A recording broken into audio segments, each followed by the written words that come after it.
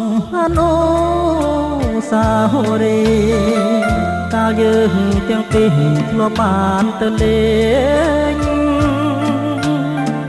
ថ្នាក់ថ្នមបីបំគៀកាយឲ្យចេញនៅទឹកថ្លាឆ្វេងដាប់សូសំលេងតូចធ្លោល្វើយល្វើយ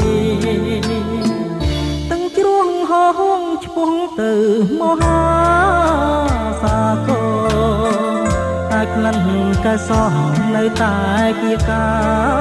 យបាក់សាទៅនៅតែចំឡាយលឺសូល្វើយល្វើយថាអូននេះហើយជាខ្នាយវាសនាខ្នងភ្នំមនោសាវរីយ៍លំងពន្ធាក្រាលលើបុព្វតាឯស្រងរហងគន់គប់នេត្រា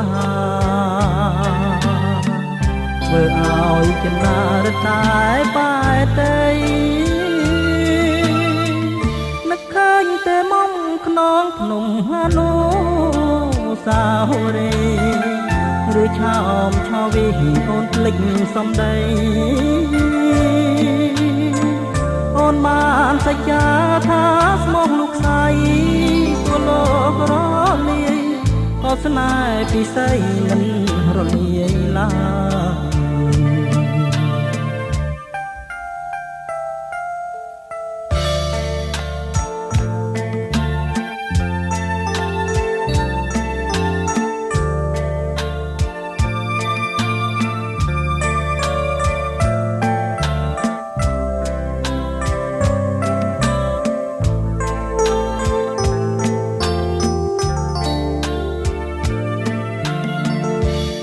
នងភ្នំ